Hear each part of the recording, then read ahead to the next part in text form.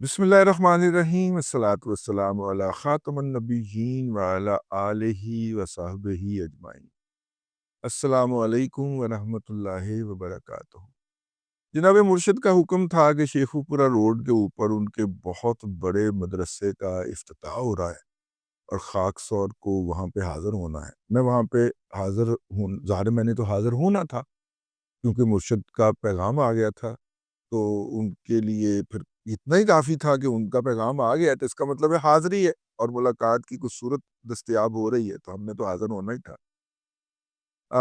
ہم وہاں پہ پہنچے اور وہ تقریباً آپ کہیے کہ وہ مسجد جو وہاں پہ تعمیر ہو رہی ہے، اور ایک بندے نے ہی تعمیر کا جسے کہنا چاہیے بیڑا اٹھایا ہے، اس کے اندر جو ہے وہ 10,000 سے زائد لوگ بیک وقت نماز پڑھ سکتے ہیں۔ 10,000 سے زائد ہیں، شاید اس سے بھی زیادہ۔ لیکن بہرحال اس دن انہوں نے پورے پاکستان سے اپنے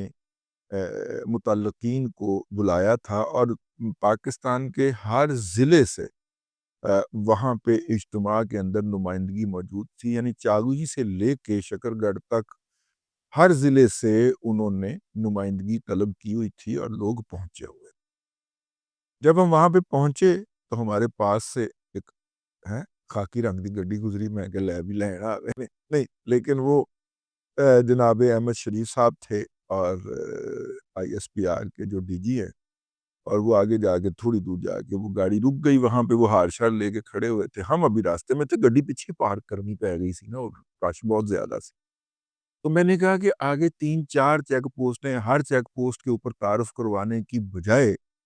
ایتھے پیچھے پارک کر دینے، پیدل ٹر لینے، چلے اسی بہانے پیدل ٹرن کا موقع مل جائے۔ تو میں پیدل جا رہا تھا تو میرے پاس سے شوں کر کے گاڑی گزری، میں کہ لے اچھا پیچھے اور بھی 2-3 گڈیاں ہوں گی، لیکن خیر اچھا جتنی دیر میں وہ اترتے اور اتر کے میزبان ان کو ہار شار پہناتے یا گلے لگاتے یا ویلکم کرتے، اتنی دیر میں خاکسار بھی چلتے ہوئے وہاں پہ پہنچ گئے۔ اور ظاہر ہے پھر انہوں نے مطلب کہ احمد شریف صاحب جو ہے نا، انہوں نے پہچان بھی لیا اور شفقت بھی فرمائی اور گپ شپ بھی کی اور کچھ نصیحتیں بھی کی جو آپ کو بتانے والی نہیں ہے۔ اس کے بعد نا ان کا وہ جو وہاں پہ پورے پاکستان سے ان کے سابق طلباء اور مریدین جو کٹھے تھے، ان سے خطاب تھا، ان کا احمد شریف صاحب کا، D G I S P R کا۔ اور جب وہ خطاب کے لیے جا رہے تھے تو انہوں نے کہا کہ جاتے ہوئے وہ کہہ رہے تھے مرشد کو کہ کسی کو روکنا نہیں ہے، جو بھی جس طرح کا کوئی سوال کرے اس کو سوال کرنے دینا ہے، ٹھیک ہے۔ پہلے میں تو طے کر رہے تھے کہ میں اتنی دیر تو بولوں گا اور بولنے کے بعد پھر سوالات لیں گے، لیکن کسی کو ڈسکریمنیٹ نہیں کرنا آپ، ٹھیک ہے، کہ فلاں بندہ سوال کرے یا نہ کرے، ٹھیک ہے جی۔ میں کھلا انہوں نے دیا، خیر انہوں نے میرے خیال پونا گھنٹہ یا سوا گھنٹہ خطاب کیا، اور اس کے بعد پھر انہوں نے سوال و جوابات دیے۔ یہ جو چاگی سے یا چمن سے یا اس طرح کے علاقوں سے جہاں پہ کہ افغانستان کے ساتھ یا ایون ایران کے ساتھ جو ملحقہ ہمارے اضلاع ہیں جہاں پہ لوکل ٹریڈ کی اجازت ہے،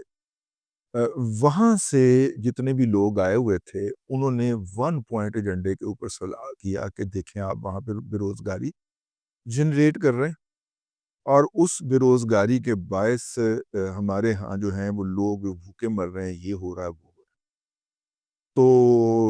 اب ظاہر ہے اس کے اوپر ہم کافی زیادہ ویلاگ کر چکے ہوئے آپ کی خدمت کے اندر کہ وہاں پہ سمگلنگ کا دھندا ہے اور کس طرح کے مافیاز وہاں پہ آپریٹ کرتے ہیں۔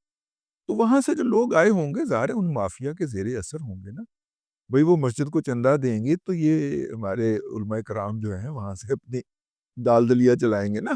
تو انفلوئنس تو ہوتا ہے نا لوکل پاپولیشن کا۔ اب لوگوں کے پاس کاروبار ہی یہی ہے، تو جب انہیں بتایا گیا کہ اب نہیں، اب اصلی والے کاروبار کی طرف لوٹیں، تو ان کو برا لگ رہا ہے کیونکہ ادھر محنت زیادہ ہے، افزانہ کم ہے۔ یہاں پہ تو 2 چکر لگائے دیہاڑی کے 30-35 ہزار روپے جیب میں ڈالا، گھر کو واپس آ گئے، ٹھیک ہے نا۔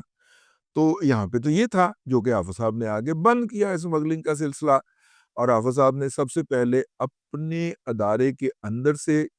صفائی کی ہے، اور جو لوگ اس اسمگلنگ کے اندر ملوث تھے ان کے کورٹ مارشلز ہوئے ہیں، ان کو ان کے عہدوں سے بھی نہ صرف کہ ہٹایا گیا ہے بلکہ ان کو سزائیں بھی دی گئی ہیں، اور انسیریمونیسلی ادارے سے رخصت بھی کیا، ٹھیک ہے۔ اور یہ والی اطلاعات جو ہیں وہ میڈیا کو ایز اے خبر تو جاری نہیں کی گئیں، نام لے کے، ہمیں تو باقاعدہ نام لے کے بھی ذرائع نے بتایا کہ جناب فلانا فلانا بریگیڈیئر تلیا گیا ہے، ٹھیک ہے۔ اور اور وہاں پہ جو ہمارے دوست جناب سید عمران شفقت زنجانی صاحب نے اپنے ویلاگ میں کہہ دیا تھا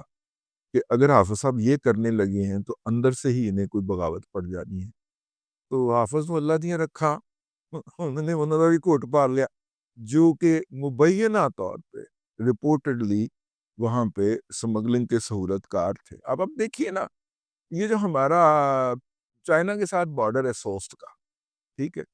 ایک کنٹینر پہ 1.5 کروڑ روپے تک کی چوری ہوتی تھی، ٹھیک ہے، اور ٹیکس چوری ہوتی تھی۔ اور ٹیکس چوری کون کرتا تھا؟ جلال آباد کے اندر، کابل کے اندر اور قندھار کے اندر بیٹھا ہوا امپورٹر، وہ وہاں پہ بیٹھ کے امپورٹ کر رہا ہے افغانستان کے لیے مال، اور وہ جو ہے وہ درخت خنجراب کے رستے ہے، سوست بارڈر سے آ رہا ہے، ٹھیک ہے، آگے وہ حویلیاں سے ڈائیورشن مارتا ہے افغانستان جانے کی بجائے فیصل آباد میں آ کے، گجرانوالہ میں آ کے، لاہور میں آ کے کھل کے بک جاتا ہے، اور ایگزٹ کی مور لگ جاتی ہے طورخم کے اوپر جا کے، اور اس پورے نیٹ ورک کا اربوں روپیہ جو تھا وہ مختلف لوگوں کی جیب میں ڈال رہا تھا۔ اب آپ اندازہ فرمائیے، مجھے ایک جو لیگل امپورٹر ہیں جن کا کنٹینر بہت عرصے پھنسا رہا وہاں پہ، انہوں نے بتایا کہ یہ میرا کنٹینر، پہلی تو یہ بات ہے کہ پچھلے سارا سال جو ہے وہاں پہ بند رہا ٹریڈ، اور وجہ یہ تھی کہ وہ کہنے سے پورا ٹیکس دے ہوتے جاؤ، ٹھیک ہے۔ اچھا، پورا ٹیکس انہوں نے مجھے بتایا کہ یہ میرا ایک کنٹینر آیا ہے، اس پہ ٹیکس بنتا تھا 1.40 کروڑ روپے۔ میں نے کہا اوکے، کہتے کہ افغان کتنے پہ ریلیز کروا رہے تھے؟ میں نے کہا کتنے پہ ریلیز کروا رہے تھے؟ انہوں نے کہا کہ صرف 8 لاکھ روپیہ ٹیکس دیتے تھے اور 12 لاکھ روپیہ رشوت ہوتی تھی، یعنی کہ 20 لاکھ میں وہ کنٹینر وہاں سے ریلیز ہو کے پاکستان پہنچ جاتا تھا۔ میں نے کہا تو پھر تو یہ چیزیں سستی ہونی چاہیے۔ کہتے نہیں نہیں نہیں، وہ 1.20 کروڑ روپیہ وہ اپنی جیب میں ڈالتے تھے، بلکہ صرف 1 کروڑ ہی ڈالتے تھے، 20 لاکھ روپیہ وہ ادھر تورخم شورخم میں بانٹتے تھے نا، وہاں پہ پاکستان سے ایگزٹ اور افغانستان میں انٹری کی انہوں نے مور لگوانی ہوتی تھی، کاغذ پہ کاغذ ہی جاتا تھا وہاں پہ، صرف بل آف لینڈنگ ہی پہنچتا تھا، اس کے اوپر ادھر ایگزٹ کی مور لگی، ادھر سے انٹری کی مور لگی، کنٹینر یہاں پہ آل روڈ پہ بک گیا ہوا ہے۔ اور یہ خاص طور پہ موبائل کی اسیسریز تھی اور ان کے جو گیجٹس وغیرہ ہوتے ہیں یہ والا تھا۔ تو وہ فرمانے لگے کہ اب اس پہ جو میرا کنٹینر ریلیز ہو کے آیا، مجھے دوست ہمارے بہت بڑے ٹریڈر ہیں، وہ کہہ رہے تھے کہ اس پہ 1.40 کروڑ روپے کی پوری ڈیوٹی دی ہے میں نے، اور اگر یہ ساری ڈیوٹی اس طرح ریکور ہونا شروع ہو جائے تو پاکستان کی ریکوری کے، ریونیو ریکوری کے بہت زیادہ ہو جائیں گے۔ تو اب جو 1.40 کروڑ روپے کی چوری کر رہا ہے، اگر وہ اس پہ 40 لاکھ روپیہ بانٹ بھی دیتا ہے تو کروڑ روپیہ تو فی کنٹینر اس کے جیب میں آ رہا ہے نا۔ اور اگر روزانہ کے 10 یا 20 کنٹینر وہ وہاں سے کلیئر کرواتا ہے، ٹھیک ہے، تو آپ اندازہ کریں کہ سمگلرز کی بھی ضد رہی اور حافظ کی بھی ضد رہی۔ پھر حافظ نے کہا اے تو میں نہیں کرن دینا چاہیے، ٹھیک ہے، اور پھر جا کے تورخم کے بارڈر کے اوپر نارملی اپریل میں ٹریڈ کھلتی ہے اور نومبر میں بند ہو جاتی ہے۔ اس سال اپریل سے لے کے سپٹمبر تک ایک کنٹینر بھی ادھر نہیں گزرا، ٹھیک ہے۔ پھر سپٹمبر میں جا کے انہوں نے کہا کہ اچھا نہیں مانتے پہ، پھر انہوں نے کنٹینر کھولے ہیں اور لانے شروع کیے ہیں، اور جس وقت میں آپ سے مخاطب ہوں نارملی ان دنوں میں وہ بارڈر بند ہو جایا کرتا ہے۔ وہ انہوں نے جناب ٹائروں کے اوپر سنگلیاں باندھ کے اس وقت بھی کنٹینر وہاں سے گزر رہے ہیں، کیونکہ پتہ چلا کہ ہزاروں کنٹینر وہاں پہ جمع ہو امپورٹ والوں کے۔ اب وہ وہاں سے اٹھائیں اور سمندر کے رستے لے کے جائیں تو اس کی فیزیبلٹی آؤٹ ہو جائے گی چیز کی، تو لہٰذا ادھر سے ہی لانا ہے، تو چلو اس دفعہ ڈیوٹی دے دیتے ہیں، پھر آئندہ دیکھیں گے کہ منگوانا بھی ہے کہ نہیں منگوانا۔ یہ اس وقت چل رہا ہے۔ تو خیر، اس سے متعلقہ سوال پوچھے گئے احمد شریف صاحب سے، اور احمد شریف صاحب نے تحمل سے اس کے جواب دیے اور کہا کہ دیکھیے یہ سمگلنگ ہے، سمگلنگ سے جو لوگ ریونیو چوری کرتے ہیں، ڈکیتی ڈالتے ہیں قومی خزانے کے اوپر، اس سے وہ دہشت گردی کے لیے استعمال کرتے ہیں، دہشت گرد پالتے ہیں، آپ کی ایکسپلائٹیشن بھی کرتے ہیں، آپ کی عزت جان مال ان سے محفوظ نہیں ہے۔ تو آپ کی بھی عزت اور جان اور مال کو محفوظ رکھنے کے لیے ضروری ہے کہ ان سمگلروں کے پاس یہ پیسہ نہ جانے دیا جائے،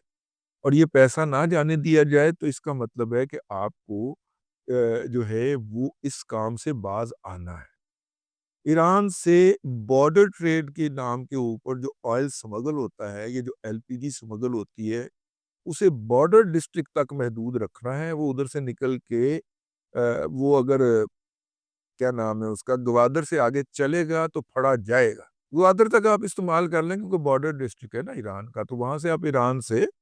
چیز لا کے استعمال کر لیں، اوکے، آپ کو سستی پڑتی ہے، کراچی سے مہنگی جائے گی، مہنگی پڑے گی۔ لیکن اگر آپ گوادر سے آگے اسے پاکستان میں بھیجنے کی کوشش کریں گے نا تو جوتے پڑیں گے۔ اچھا، انہوں نے سوال کیے، احمد صاحب نے کھل کے جواب دی، ٹھیک ہے، اور کسی کو بھی نہیں ڈانٹا نہ ٹوکا بلکہ پرسویڈ کیا۔ ہم اس کے بعد آگے وہ اپنے گھر چلے گئے، ہم اپنے گھر آ گئے، اور اس کے بعد ایک اس کے اوپر ویڈیو جاری ہو گئی۔ جب وہ ویڈیو جاری ہو گئی تو میں نے یہ ولاگ نہیں کیا جو میں آج کر رہا ہوں۔ یہ ولاگ کرنے کی حاجت مجھے اس لیے ہوئی کہ میرے سابق تعلیمی ادارے جو کہ جب میں پڑھتا تھا تو پڑھا تھا میں نے 1 سال اس میں، تو وہ national institute of modern language ہوتا تھا۔ اب وہ نمل ہو گیا ہوا ہے national university of modern languages, ٹھیک ہے، اور اس وقت احمد شریف صاحب، اور انہوں نے جا کے وہاں پہ طلباء کے ساتھ اسی طرح کا انٹریکشن کیا۔ میں جو ہوں وہاں پہ موجود ایک آدھ بندے کے ساتھ انٹریکشن کیا۔ میں نے کہا کہ یہ جو شہباز گل رانا صاحب جو بکواس فرما رہے ہیں، یہ جو ان کی ٹیم جو کچھ کہہ رہی ہے اس میں کس حد تک حقیقت ہے؟ تو انہوں نے جو مجھے صورتحال بتائی وہ ایگزیکٹلی بعین ہی وہی صورتحال تھی جو لاہور کے اندر مرشد کے ادارے میں ہوئی تھی۔ تو میں نے کہا اوکے، ایشو چاہیے تھا۔ تو اب جو مسئلہ یہ ہے کہ جب آپ نے سوشل میڈیا کے ذریعے تن کے سٹف کر کر کے لوگوں کے ذہن میں جھوٹ بھر دیا ہے، تو جھوٹ کا کیا ہے؟ اسے تو سچ کی ایک سوئی کی چبھن چاہیے ہوتی، اس کے بعد وہ غائب ہو جاتا، ٹھیک ہے نا؟ جس طرح ڈی چوک سے یوتھڑ غائب ہوتے ایسے غائب ہو جاتا ہے جھوٹ، ٹھیک ہے نا؟ تو یہ جو جاتے ہیں جب بچوں سے انٹریکٹ کرتے ہیں تو جو انہوں نے پہلے تاثر بنایا ہوتا ہے کہ جی مار دیتے ہیں، پھینٹ دیتے ہیں، چک لیتے ہیں، یہ ہو جاتا ہے، وہ ہو جاتا ہے، پتہ چلتا ہے کہ سامنے بھی انسان بیٹھا ہوا ہے، جس انسان، اور وہ خوش اخلاق بھی ہے، اور انسان جو ہے وہ ہلکی پھلکی جگت بھی کر لینا ہے، آہو مینوں بھی 3-4 پئیاں نے، ہلکی پھلکی جگت بھی کر لیتا ہے، اور جگت کرن کے بعد جناب وہ مطلب ہسدا بھی ہے یار، وہ انسان نہیں ہے، وہ سارے انسانی رویے نے، اور وہ ایک بات بھی کہتا ہے اور اس بات کے ساتھ دلیل بھی دیتا ہے، اور وہ دلیل سامنے اسی طرح روشن ہوتی ہے جس طرح میرا بلب سامنے روشن ہے۔ فرق تو پڑتا ہے نا۔ تو جن جھوٹ فروشوں نے، جن بہتان ترازوں نے، جن کذب بیانوں نے وہ جھوٹ بھرا ہوا ہے، انہیں تو اپنی نیا ڈولتی ہوئی نظر آتی ہے، تو پھر وہ حملہ آور ہو۔ تو احمد شریف صاحب پہ آج کل حملہ ہوا ہوا تھا، وہ تو دعاواں دئیے رچرڈ گرنیل نو، جس نے آگے حملے دی ڈائریکشن بدل دیتی ہے، لیکن اس سے پہلے کم از کم 48 گھنٹے شہباز گل رانا، اظہر مشوانی اور اس طرح کے جتنے مفرور بھگوڑے ہیں، ان کے ٹارگٹ جو تھے وہ احمد شریف صاحب تھے۔ تو میں نے کہا کہ میں یہ بات ریکارڈ پہ لے آؤں کہ ان اداروں کے اندر وہ جا رہے ہیں، ریگولر بنیادوں پہ جا رہے ہیں۔ پچھلے دنوں کوہاٹ میں بھی کسی یونیورسٹی میں گئے ہوئے تھے، وہاں پہ وہ انٹریکٹ کر رہے ہیں، تلخ سے تلخ سوال وہ انتہائی ہنس کے لیتے ہیں اور اس کا جواب دیتے ہیں، جو ان کا پالیسی ہے اس کے حوالے سے بتاتے ہیں، بچوں کو اعتماد میں لیتے ہیں۔ تو وہ جو جھوٹ کا ایک تومار بندھا ہوا ہے، وہ جو کوہ ہمالیہ انہوں نے کھڑا کیا ہوا ہے، وہ انہیں سرکتا ہوا نظر آتا ہے، تو پھر وہ اچھل اچھل کے پڑھتے ہیں، اور اس طرح پڑھتے ہیں کہ لرزش دم تک جاتی ہے۔ اب تک کے لیے اتنا ہی، اگلے ولاگ کے اندر پھر حاضری ہوگی۔ اللہ تبارک و تعالیٰ آپ کو آسانیاں عطا کرے اور آسانیاں خلق خدا میں تقسیم کرنے کی توفیق عطا کرے۔